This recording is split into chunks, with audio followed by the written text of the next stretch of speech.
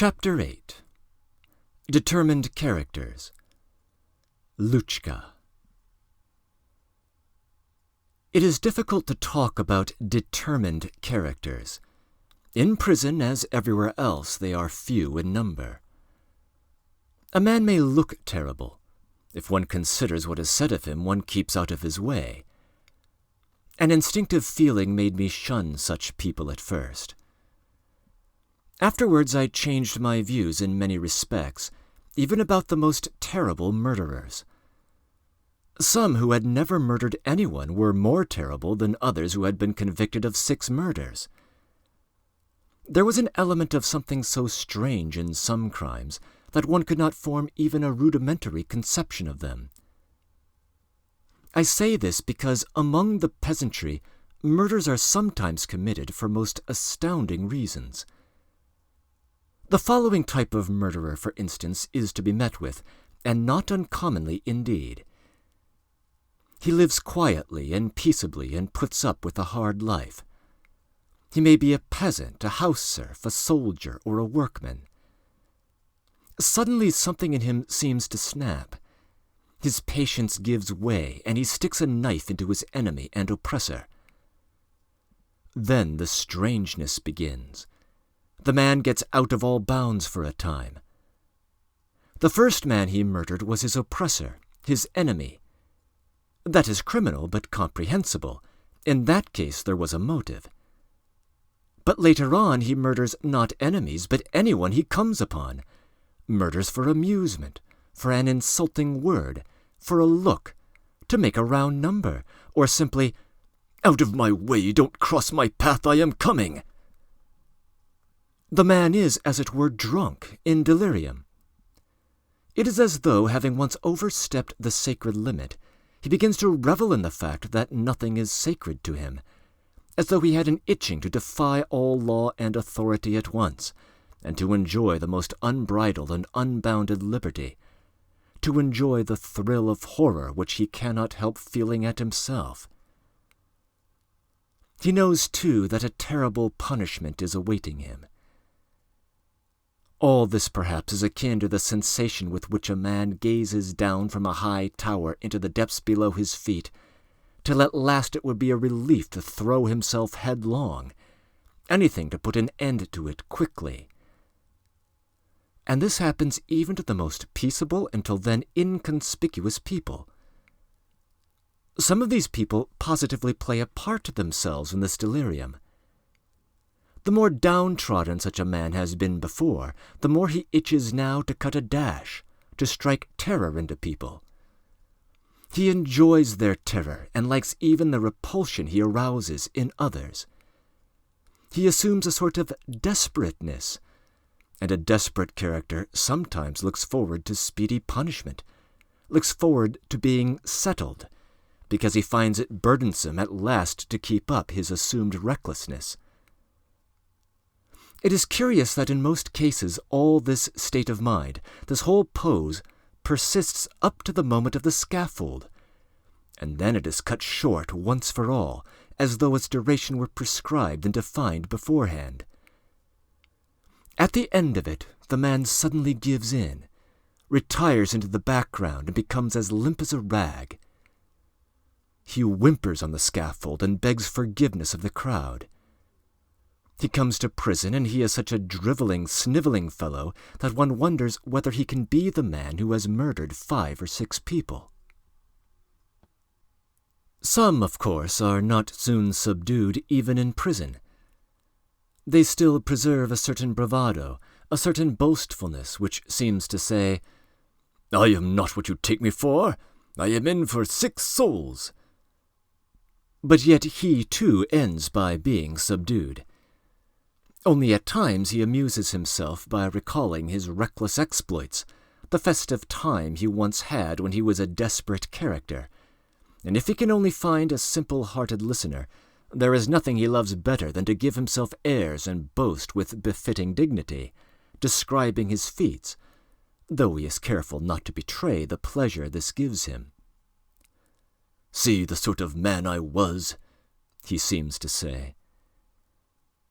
And with what subtlety this pose is maintained. How lazily casual the story sometimes is. What studied nonchalance is apparent in the tone, in every word. Where do such people pick it up?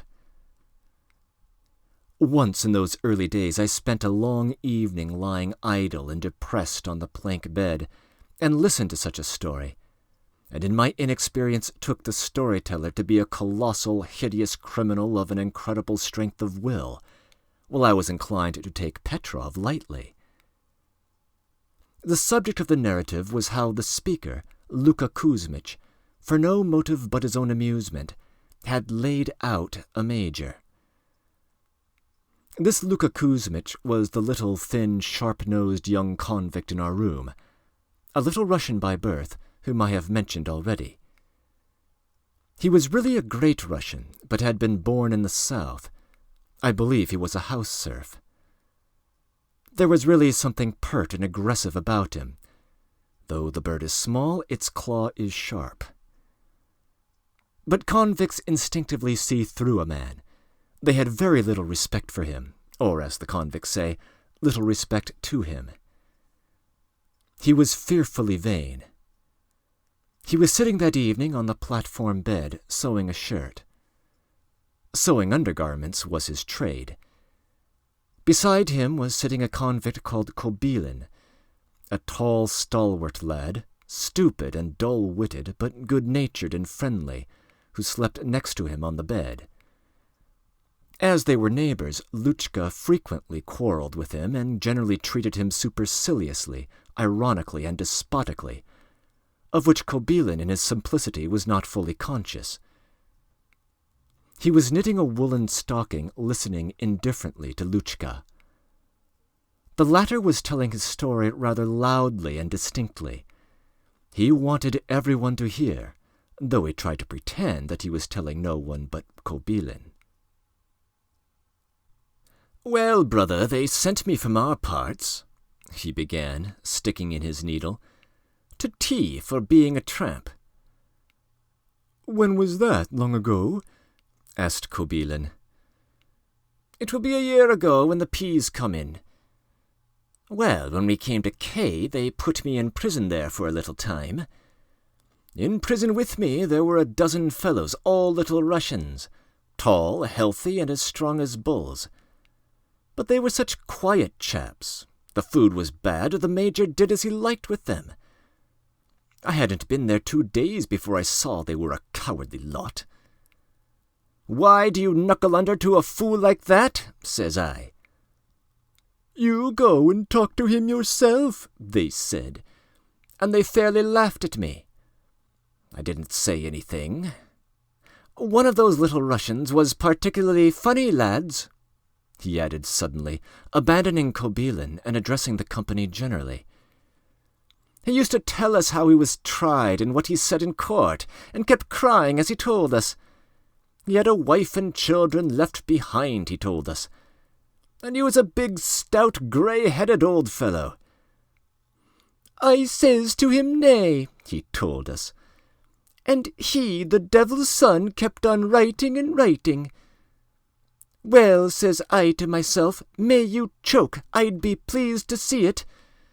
And he kept on writing and writing, and at last he'd written something, and it was my ruin." "Give me some thread, Vasya, the damned stuff is rotten." "It's from the market," said Vasya, giving him some thread.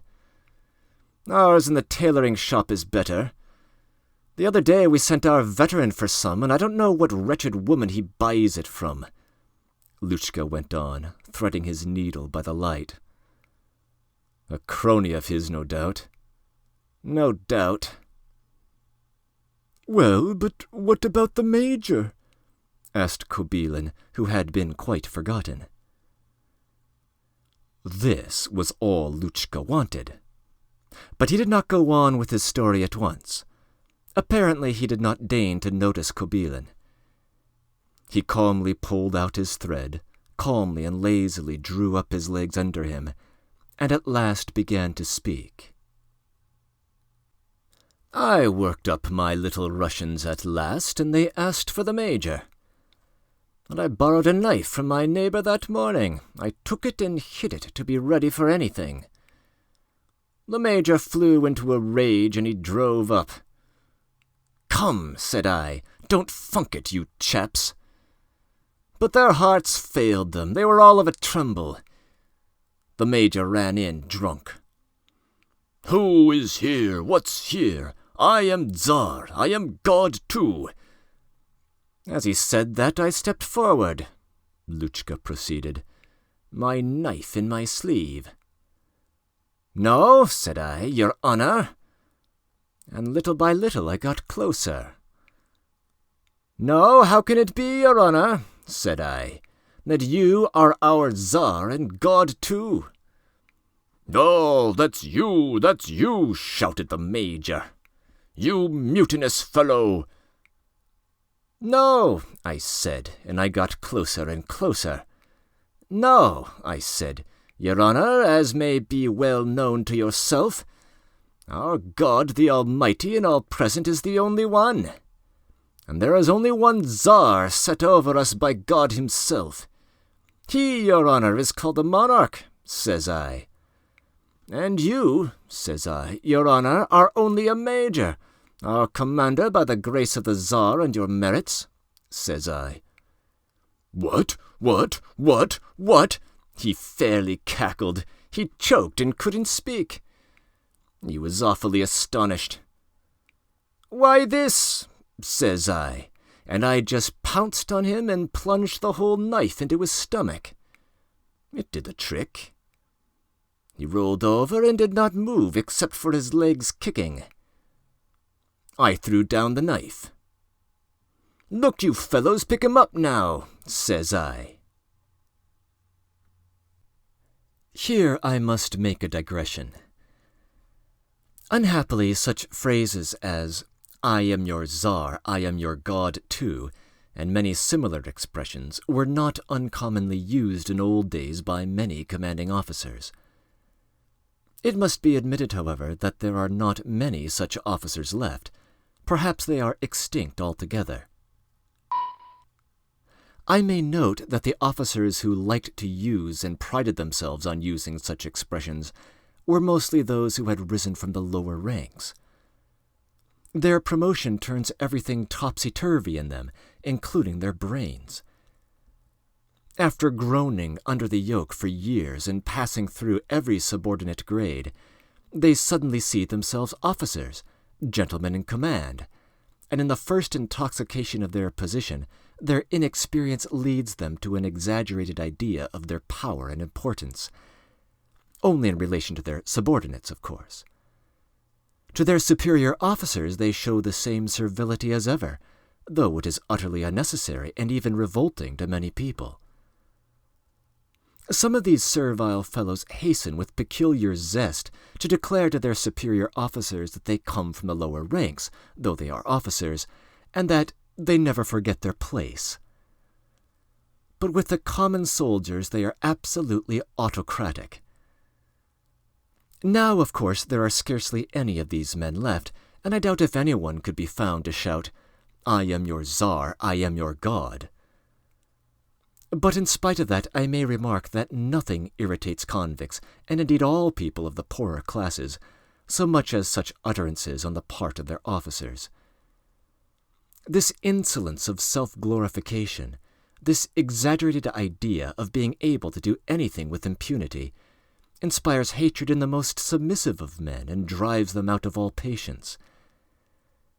Fortunately, this sort of behavior, now almost a thing of the past, was always severely repressed by the authorities even in old days.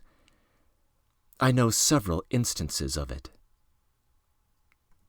And indeed, people in a humble position generally are irritated by any supercilious carelessness, any sign of contempt shown them. Some people think that if convicts are well fed and well kept and all the requirements of the law are satisfied, that is all that is necessary. This is an error, too. Everyone, whoever he may be and however downtrodden he may be, demands, though perhaps instinctively, perhaps unconsciously, respect for his dignity as a human being. The convict knows himself that he is a convict, an outcast, and knows his place before his commanding officer. But by no branding, by no fetters will you make him forget that he is a human being. And as he really is a human being, he ought to be treated humanely. My God, yes. Humane treatment may humanize even one in whom the image of God has long been obscured.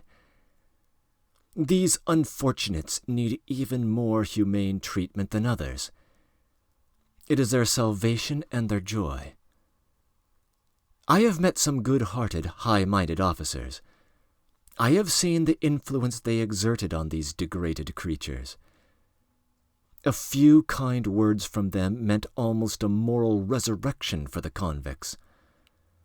They were as pleased as children, and as children began to love them.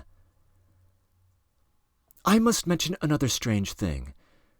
The convicts themselves do not like to be treated too familiarly and too softly by their officers. They want to respect those in authority over them, and too much softness makes them cease to respect them. The convicts like their commanding officer to have decorations, too. They like him to be presentable. They like him to be in favor with some higher authority. They like him to be strict and important and just, and they like him to keep up his dignity. The convicts prefer such an officer. They feel that he keeps up his own dignity and does not insult them, and so they feel everything is right and as it should be. "You must have caught it hot for that," Kobilin observed calmly. Hot, my boy, yes. It was hot, certainly. Ale, pass the scissors. Why is it they are not playing cards today, lads?" "They've drunk up all their money," observed Vasya. "If they hadn't, they'd have been playing." "If? They'll give you 100 rubles for an if in Moscow," observed Luchka. "And how much did you get altogether, Luchka?" Kobilin began again. "They gave me 105, my dear chap. And you know, they almost killed me, mates," Luchka declared, abandoning Kobilin again. "They drove me out in full dress to be flogged. Till then I'd never tasted the lash. There were immense crowds, the whole town ran out. A robber was to be flogged, a murderer, to be sure. You can't think what fools the people are, there's no telling you. The hangman stripped me, made me lie down, and shouted, 'Look out, I'll sting you.' I wondered what was coming. At the first lash I wanted to shout. I opened my mouth, but there was no shout in me. My voice failed me. When the second lash came, you may not believe it, I did not hear them count 2. And when I came to, I heard them call 17. 4 times, lad, they took me off the donkey and gave me half an hour's rest and poured water over me. I looked at them all with my eyes starting out of my head and thought, I shall die on the spot." "And you didn't die?" Kobilin asked naively. Luchka scanned him with a glance of immense contempt. There was a sound of laughter. "He is a regular block." "He is not quite right in the top story," observed Luchka, as though regretting he had deigned to converse with such a man. "He is a natural," Vasya summed up conclusively. Though Luchka had murdered 6 people, no one was ever afraid of him in the prison. Yet perhaps it was his cherished desire to be considered a terrible man. Breaking in. This chapter contains another occasion where Dostoevsky is doing his best to avoid casting blame on his contemporary Russian government. Since he is clearly attempting to avoid raising the hackles of the censor, It is unclear just how sincere he is when he denies that there are any officers left in Russia who tyrannize over their subordinates as though they are God or the Tsar. Dostoevsky has organized his content carefully in putting these two character sketches in back-to-back chapters. We can't help but notice a contrast between a Petrov on the one hand and a Luka Kuzmich on the other. I may come back to this issue in later remarks. End of comments.